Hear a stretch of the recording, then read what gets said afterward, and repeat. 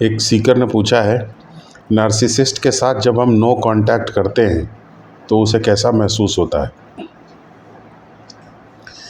देखिए, नार्सिसिस्ट की पहले एक्चुअल सिचुएशन को समझिए। नार्सिसिस्ट के अंदर बड़ी साइकोलॉजिकल इनसिक्योरिटी होती है। हालांकि सरफेस पर वो एक बहुत ही ग्रैंडियोस भव्य सेल्फ इमेज रखता है, जिस सेल्फ इमेज में वही सेंटर ऑफ यूनिवर्स होता है, वही अनडिस्प्यूटेड मोनार्क होता है इस यूनिवर्स का, सब कुछ वही अपने आप को दिखाने की कोशिश करता है। लेकिन अंदर वो इनसिक्योरिटी को छुपाए रहता है। उसकी लाइफ सिचुएशन ऐसी है, ट्रॉमास, सेटबैक्स जो उसने फेस किए हैं बचपन में, पेरेंट्स की एक्सपेक्टेशंस को मीट करने के लिए जो उसे शॉक्स लगे हैं, सेटबैक्स लगे हैं, उन सबको, इनसिक्योरिटीज़ को वो छुपाए रहता है। उन्हें कवर अप करने के लिए एक सेल्फ इमेज बनाता है, ग्रैंडियोस सेल्फ इमेज, भव्य सेल्फ इमेज अपनी एक रखता है। और उस सेल्फ इमेज को प्रोटेक्ट करने के लिए, क्योंकि वही सेल्फ इमेज, उस सेल्फ इमेज का रिटेंशन, वही सेल्फ इमेज का प्रिजर्वेशन और उसी को बचा करके रखना उसकी एक जीवन की एकमात्र खुशी है। वही उसे ऑन द हाई रखती है, वही उसे खुशी देती है। तो अपनी सेल्फ इमेज को प्रोटेक्ट करने की कोशिश करता है। अब सेल्फ इमेज को वो प्रोटेक्ट तभी कर सकेगा जब दूसरे लोगों को कंट्रोल कर सके। इसलिए वो एक ऐसा नैरेटिव बनाता है जिस नैरेटिव में दूसरे लोगों को एक पात्र की तरीके से या कैरेक्टर की तरीके से ट्रीट करता है, ताकि वो अपनी सेल्फ इमेज को प्रोटेक्ट कर सके और वो लोग उसकी सेल्फ इमेज को बूस्ट करने में, जो उसने अपना आत्मचित्रण कर रखा है उसको बूस्ट करने में, उसको सपोर्ट करने में उसकी मदद करें। तो नेचुरली लोग ये पसंद नहीं करेंगे, क्योंकि सबकी अपने जीवन होता है। और सब झूठ को, जब हम किसी के झूठ को स्वीकार करने की कोशिश करते हैं तो उससे हमारी भी सेल्फ रिस्पेक्ट गिरती है। तो ये तो है ओवरऑल सिचुएशन। नार्सिसिस्ट अंदर से, बस मोटे तौर पे आप इतनी बात याद रखिए कि नार्सिसिस्ट अगर पैम्पर्ड चाइल्ड भी है तो भी इनसिक्योर रहता है, क्योंकि कोई कितना भी पैम्पर्ड हो, अंदर से तो अपनी असलियत जानता ही रहता है, अपने आप को लेकर के इनसिक्योर रहता ही है, ऊपर से चाहे जैसा दिखाए अपने आप को। तो इनसिक्योरिटी को तो कवर अप करता ही है वो, इनवेरिएबली। तो एक बात आप अच्छे तरीके से जान लीजिए कि नार्सिसिस्ट बहुत ज़्यादा इनसिक्योर होता है, साइकोलॉजिकली बहुत ही अंदर से इनसिक्योर होता है, बहुत ही कमज़ोर होता है। अब मान लीजिए नार्सिसिस्ट ने अपनी सेल्फ इमेज को प्रोटेक्ट करने के लिए आपको मैनिपुलेट किया, या आपको कुछ ह्यूमिलिएट किया, या आपको कुछ टॉर्चर करने की कोशिश की, ताकि आप उसके नैरेटिव में या कथानक में फिट हो जाएं और उसकी सेल्फ इमेज को बूस्ट करने का काम करें, ना कि उसको डिफाई करने का। और इस तरीके से उसने आपको टॉर्चर किया और उसके बदले आपने भी उसको टॉर्चर कर दिया, ये सोच करके कि जैसे इसके टॉर्चर का जैसे ये एक्सपेक्ट करता है कि इसके टॉर्चर का हम बुरा नहीं मानेंगे, वैसे ही मेरे टॉर्चर का ये भी बुरा नहीं मानेगा। इसे कहते हैं ordinary common place thinking, over simplified thinking है ये। तो आपने अपनी ओवर सिंप्लीफाइड थिंकिंग के चलते ये कहा, जैसे हम इसके टॉर्चर को अवॉइड कर रहे हैं, सह रहे हैं, वैसे इसको भी मेरे टॉर्चर को सुनना, झेल लेना चाहिए, उसको भी मेरे टॉर्चर के अगेंस्ट नहीं बोलना चाहिए। लेकिन यही आपकी ओवर सिंप्लीफाइड थिंकिंग है, क्योंकि ऐसा नहीं होता है। ऐसा इसलिए नहीं हो पा रहा है क्योंकि नार्सिसिस्ट बहुत ज़्यादा इनसिक्योर है, साइकोलॉजिकली इनसिक्योर है।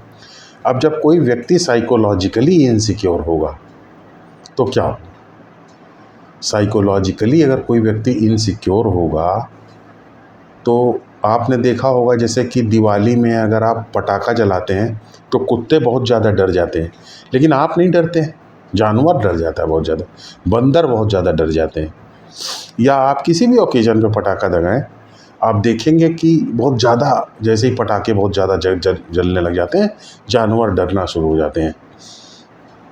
क्यों जानवर डर जाते हैं? क्योंकि जानवर की सुनने की कैपेसिटी आपसे कई गुना ज़्यादा है। आपकी सुनने की कैपेसिटी उतनी नहीं है जितनी जानवर की सुनने की कैपेसिटी। जानवर बहुत ज़्यादा सूंघ लेता है, बहुत ज़्यादा उसकी साउंड को परसीव करने की सूक्ष्मता उसकी बहुत ज़्यादा है। तो एक पटाखा जो आपके लिए जो पटाखा एक्सेप्टेबल लगता है आपको, उसकी आवाज़, उसका 100 गुना और ज़्यादा कुत्ते को वो आवाज़ नज़र आती, सुनाई देती। तो अगर आपके सामने जो पटाखा आपको नॉर्मल लग रहा है, उसी को 100 गुना अगर आपके सामने उसकी आवाज़ बढ़ा दी जाए, तो फिर आप भी उसी तरीके से डर जाएंगे जैसे कुत्ता डर जाता है। हाँ, आपने देखा होगा कि इज़राइल में जब वॉर चल रहा था तो कैसे मिसाइल के अटैक से जो प्रेस रिपोर्टर्स वगैरह रिपोर्टिंग कर रहे होते थे ग्राउंड पे, कितना बुरी तरीके से डर जाते थे। तो उनके डरने की क्या वजह है? डरने की वजह यही है क्योंकि साउंड को टॉलरेट कर पाना बहुत ज़्यादा हाई मतलब साउंड की जो तीव्रता बहुत ज़्यादा, इंटेंसिटी बहुत ज़्यादा है, इसीलिए डर जाते हैं। तो वैसे ही कुत्ता डर जाता है क्योंकि आपसे 100 गुना ज़्यादा अगर मान लीजिए उसी आवाज़ को बढ़ा करके वो सुन रहा है तो अब निश्चित रूप से डर जाएगा। एकदम एग्जैक्टली वही सिचुएशन नार्सिसिस्ट की है। आप उतने इनसिक्योर नहीं हैं, आपको कोई कुछ बात कहता है तो आप उतने इनसिक्योर नहीं हैं, इसलिए आप टॉर्चर पे थोड़ा नाराज़गी तो जाहिर करते हैं, लेकिन आप उसके बाद उसे इग्नोर कर देते हैं। लेकिन नार्सिसिस्ट बहुत ज़्यादा डरा हुआ है। अगर आप उसके सामने कुछ उसको टॉर्चर करने की कोशिश करेंगे या उसका असलियत खोलने की कोशिश करेंगे तो चूंकि उसका डर बहुत ज़्यादा है इसलिए उसका रिएक्शन आपसे 100 गुना ज़्यादा होता है, इसीलिए इतना ज़्यादा वो ओवर रिएक्ट करने लगता है।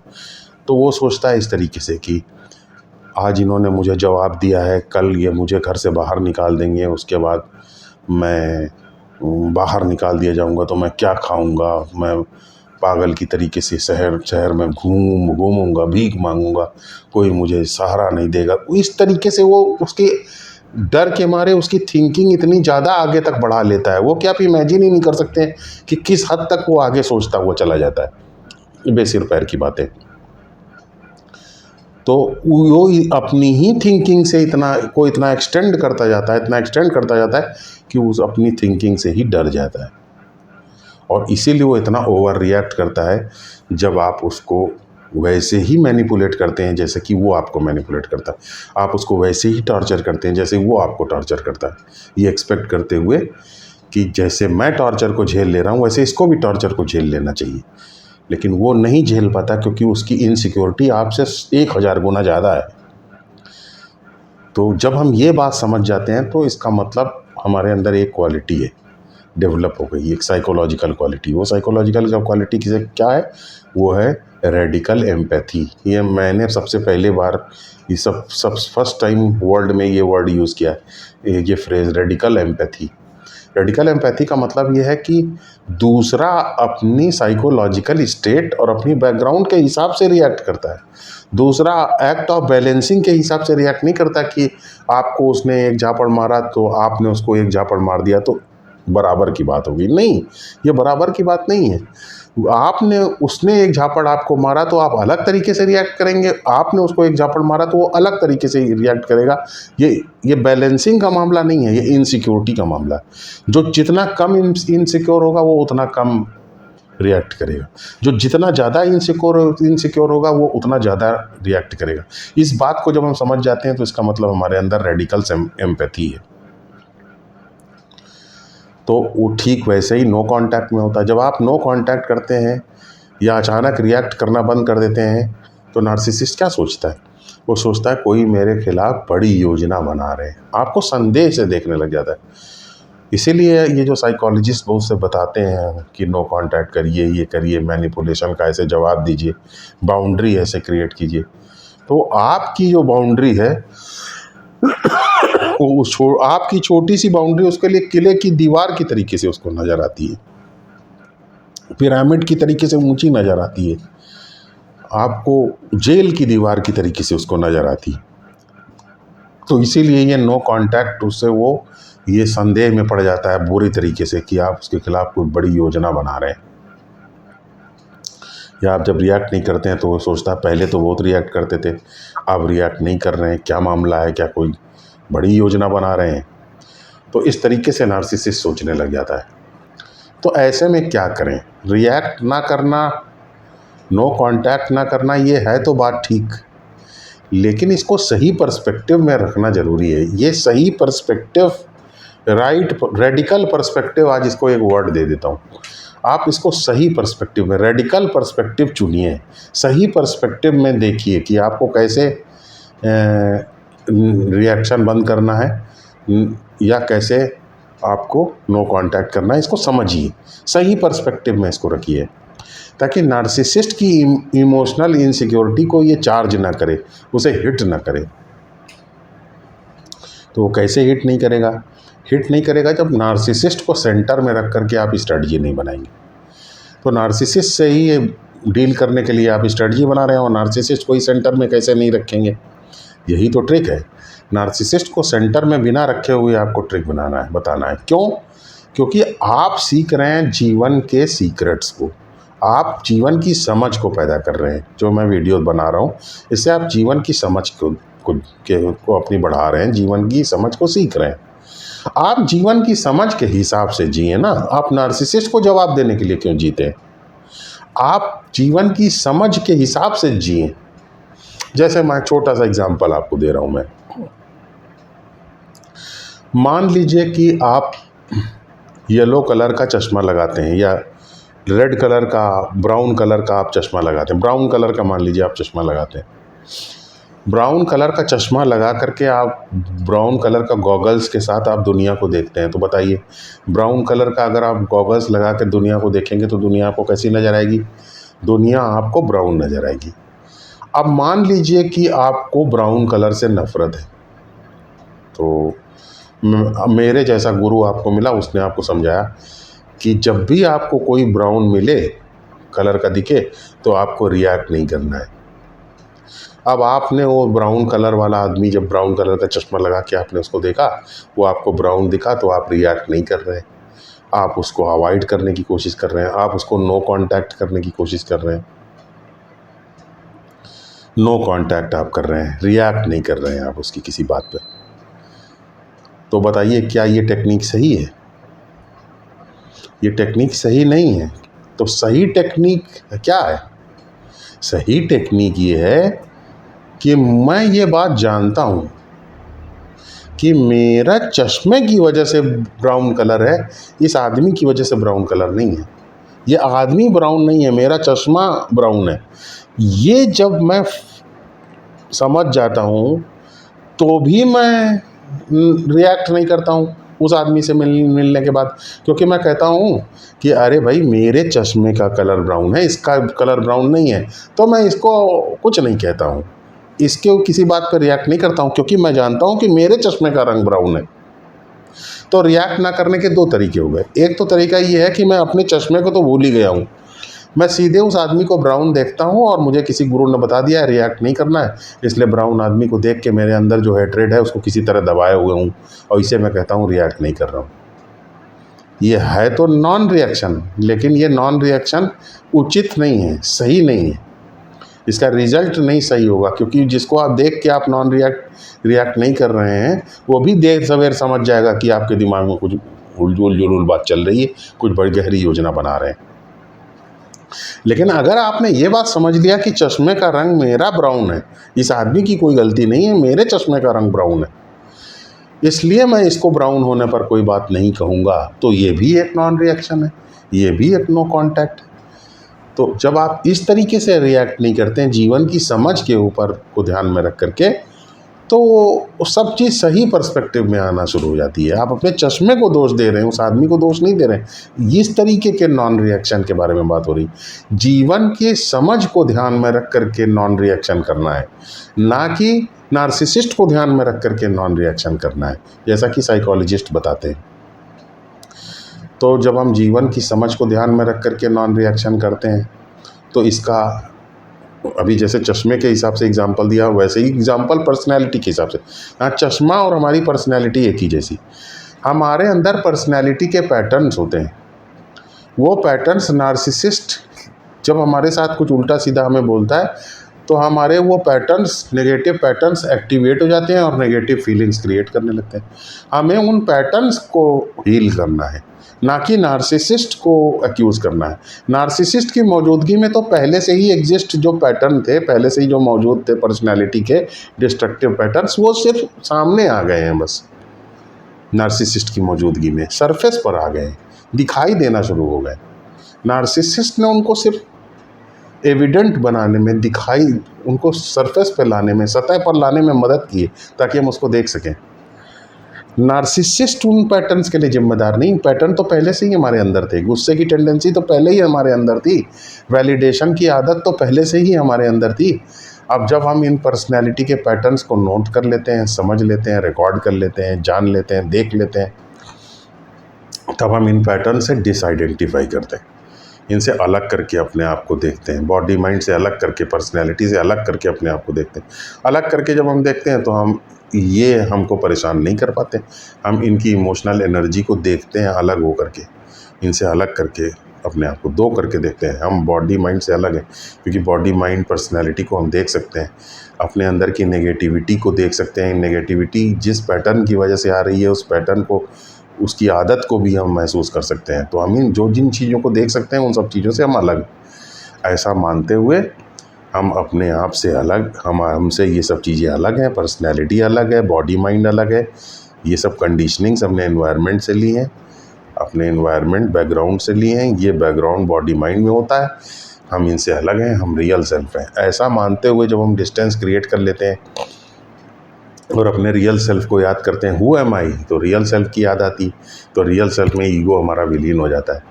तो ईगो पर्सनैलिटी के पैटर्न्स को चार्ज नहीं करता है, पर्सनैलिटी के पैटर्न्स को बदला लेने के लिए एग्रेसिव नहीं बनाता है। और हमारा ईगो जो है, जब से ही हम अपने रियल सेल्फ को याद करते हैं, बॉडी माइंड से अलग जो रियल सेल्फ है, तो हमारा ईगो उसी में विलीन हो जाता है, हमारे रियल सेल्फ में। ये बात हम मानते हुए जब चलते हैं तो हमारा ईगो विलीन हो जाता है, हमारे रियल सेल्फ के अंदर रहने की उसको आदत पड़ जाती है। बार बार जब हम याद दिलाते हैं अपने ईगो को कि हमारा रियल सेल्फ, हम कौन है, रियल सेल्फ, जैसे ही हमारे रियल सेल्फ की याद आती, ईगो तुरंत रियल सेल्फ में विलीन हो जाता है। इस तरीके से हम अपने रियल सेल्फ में रहने की आदत बना लेते हैं और बॉडी माइंड पर्सनैलिटी से अलग रहते हैं। इसी को कहते हैं बॉडी माइंड पर्सनैलिटी को जो हमने ऑब्जर्व किया उसको हील करना। और इस तरीके से हम नॉन रिएक्टिव वे में जीते हैं, क्योंकि हम किसी भी चीज़ के लिए दूसरे को जिम्मेदार नहीं ठहराते हैं। याद रखिए, हम एक इंटेलिजेंट यूनिवर्स में जी रहे हैं। भगवान आज हमें बार बार नार्सिसिस्ट दे रहा है हमारे जीवन में, तो हमारे अंदर कुछ पैटर्न्स हैं, उनको ठीक करना चाहता है भगवान। इसीलिए भगवान हमारी लाइफ में परिस्थिति दे रहा है, ऐसी परिस्थिति पैदा कर रहा है जिससे कि हमारे वो पर्सनैलिटी के पैटर्न्स, हम उनको समझें, उनसे उनको हील करें और सही तरीके से जीवन जी सकें, शक्तिशाली तरीके से जीवन जी सकें। इसीलिए भगवान हमारे सामने नार्सिसिस्ट को भी जीत रहा है, नार्सिसिस्ट को भेज रहा है। अब एक नार्सिसिस्ट को मान लीजिए हम मार के भगा देंगे, तो कुछ ही दिन में हम दूसरे नार्सिसिस्ट को अपनी तरफ अट्रैक्ट करने लगेंगे। तो नार्सिसिस्ट इम्पोर्टेंट नहीं है, हमारे अंदर का जो नेगेटिव पैटर्न है, जो हमने चश्मा लगा रखा है पर्सनैलिटी का, उस चश्मे को हील करने की ज़रूरत है। वो परेशानी के लिए जिम्मेदार है, दूसरे लोग नहीं जिम्मेदार हैं। ऐसा जब हम समझ लेते हैं तो हम इस समझ के अनुसार जीने लग जाते हैं। इस समझ के अनुसार जब जीते हैं तो नार्सिसिस्ट के टॉर्चर को और इन सब चीज़ों को, उसके पर्सनैलिटी इम्पेयरमेंट को, डिसऑर्डर को, इन सब चीज़ों को हम सिंपैथेटिकली देख पाते हैं और समझ के अनुसार जीते रहते हैं। तो इसलिए भगवान हमें क्यों नार्सिसिस्ट दे रहा है हमारे जीवन में, इसके ऊपर हमें विचार करना पड़ेगा। उसके हिसाब से हमें अपने आप को अपलिफ्ट करना पड़ेगा। हमेशा अपने आप को सही समझ करके नहीं जीना है कि मैं ही सब सही हूँ, बाकी सब पूरी दुनिया गलत है। अपने आप को जो हमेशा सही समझता है वो एक तरीके का सूक्ष्म घमंड का शिकार रहता है। वो अपने आप को ब्रह्मांड का केंद्र समझता रहता है। नहीं, हम ब्रह्मांड का केंद्र नहीं हैं, हम छोटे हैं, हम मामूली हैं। जो अपने आप को छोटा समझता है, मामूली समझता है, जिसके अंदर घमंड नहीं होता, जो ये जानता है कि इस ब्रह्मांड के हम एकमात्र छोटे पुर्जे हैं, जिसका जो रोल है वो सिर्फ पूरा कर रहे हैं बस, हम इस ब्रह्मांड के कोई जनरल मैनेजर नहीं है। जो ये बात समझ लेता है वही ये समझ पाता है कि दूसरा कैसा महसूस कर रहा होगा, दूसरे की स्थिति क्या है, दूसरे का दुख दर्द क्या है। और जो अपने आप को बहुत बड़ा समझेगा वो तो हमेशा नार्सिसिस्ट की तरीके से ही जिएगा। अपने आप को हमेशा सही समझेगा वो नार्सिसिस्ट की तरीके से जिएगा और हमेशा दुखी रहेगा। क्योंकि जितने आप अपने आप को बड़ा समझेंगे, उतना छोटी छोटी बातों का आप बुरा मानेंगे, उतना आपके अंदर सेल्फ इमोशंस पैदा होंगे, उतना आपके अंदर नेगेटिविटी रहेगी। तो जब आपकी खुद नेगेटिविटी से हमेशा भरे रहेंगे तो दूसरे के दुख दर्द को आप कहाँ समझ पाएंगे, दूसरे के डिसऑर्डर को कहाँ समझ पाएंगे। तो आपके अंदर रेडिकल एक्सेप्टेंस नहीं रहेगी। तो ये सब बात हमें समझना है। तो भगवान के ऊपर थोड़ा भरोसा करके जीना है। आप देखिए, अभी मैं सुन रहा था न्यूज़ में, भारत के जो चीफ जस्टिस ऑफ इंडिया हैं, उन्होंने अभी ये स्टेटमेंट दिया कि विष्णु भगवान की एक मूर्ति पड़ी हुई है, उसका सिर जो है वो टूट गया होगा, आक्रांताओं ने तोड़ दिया है। तो एक कोई पिटीशन आई थी कि वो सिर जो है फिर से वहाँ पे लगा दिया जाए। तो उन्होंने, चीफ जस्टिस ने कहा कि इसको जाइए खुद ही विष्णु जी से कहिए कि वो खुद लगा लें, वो तो भगवान है। तो देखिए यही इसी को कहते हैं बचकानापन। वो सोच रहे हैं कि विष्णु भगवान ही जो है वो जा कर के लगा देंगे। विष्णु भगवान, अरे जब विष्णु भगवान ही को लगाना है वो सब चीज़, तो फिर आप विष्णु भगवान ही जजमेंट भी पास कर देंगे। आप अपना घर में बैठिए। बात यहाँ नहीं है, ये विष्णु भगवान की मूर्ति लगवाने के लिए साधा किस लिए नहीं कह रहा है कि विष्णु भगवान के अंदर शक्ति नहीं है। विष्णु भगवान तो मेकर हैं इस सृष्टि के, सर्वशक्तिमान है, सृष्टि के पालनहार है। इसी पूरी सृष्टि को इंक्लूडिंग सुप्रीम कोर्ट और चीफ जस्टिस जो बैठे हैं, इनका सब पूरा जीवन ये भगवान विष्णु ही चला रहे हैं। मंदिर तो हम, मूर्ति तो इसलिए बनाते हैं ताकि हम भगवान ने इतनी सुंदर सृष्टि बनाई, इसके लिए उनका धन्यवाद कर सकें। और अगर हमारा देश, हमारा कानून एक मंदिर की मूर्ति भी अगर नहीं लगा सकता है, तो इसका ये हमारे अंदर कमी है, विष्णु भगवान के अंदर कमी नहीं कि हम जो है एक अपना इतना भी हमारे अंदर भगवान के प्रति जो है ग्रैटिट्यूड नहीं है कि हम उनके एक मूर्ति सही तरीके से रखवा सकें। तो इसको इस तरीके से देखने की ज़रूरत है। तो लोग सोचते हैं ये मूर्ख टाइप के कि अरे भगवान की मूर्ति जो है टूट गई है, भगवान खुद क्यों नहीं उठ करके मूर्ति लगवा लेते हैं। ये नहीं मतलब है। सृष्टि जो है ये हमारी भगवान ने ही बनाई है। इंटेलिजेंट यूनिवर्स में हम जीते हैं। हमारी जो भी परिस्थितियां हैं वो हमारे अपने पर्सनैलिटी के एम्पेयरमेंट की वजह से हैं। एग्जिस्टेंस उनको ठीक करने की कोशिश कर रहा है। तो ये सब चीज़ जब हम इस पर्सपेक्टिव में देखते हैं तो हमारे अंदर श्रद्धा पैदा होती। और अगर इस तरीके के चीफ जस्टिस और ये सब मूर्खतापूर्ण बयान अगर हम उनके सुनेंगे तो हम भगवान के प्रति श्रद्धा हमारे अंदर कम हो जाएगी। हम तो सोचेंगे अरे सही तो कह रहे हैं, क्या भगवान जो है उठा करके मूर्ति अपनी नहीं लगा सकते हैं। तो हम इस तरीके से सोचेंगे। इससे हमारी श्रद्धा घटती है अगर हम इस तरीके से ऐसे मूर्खों की बात को सही तरीके से देखेंगे। तो ये सब हमें समझना चाहिए। हम एक इंटेलिजेंट यूनिवर्स में जी रहे हैं, इस बात को हमें समझना चाहिए और एक भगवान के ऊपर भरोसा करना चाहिए। सृष्टि भगवान ने बनाई है। Maker and material is one. इस पृथ्वी को, पूरे संसार को ब्रह्मांड ने बनाया है। ब्रह्मांड और भगवान एक ही है, अलग अलग नहीं है। उसी सृष्टि ने आपको पैदा किया। इंटेलिजेंट यूनिवर्स में आप जी रहे हैं। आपको जो भी कठिनाइयाँ, परिस्थितियाँ, जो भी लोग आपको दिए गए हैं, या आपको पनिश करने के लिए नहीं, आपके लाइफ में सुधार करने के लिए दिए गए हैं, ताकि आप ज़्यादा चेतना के साथ और ज़्यादा कॉन्शियसनेस के साथ जी सकें।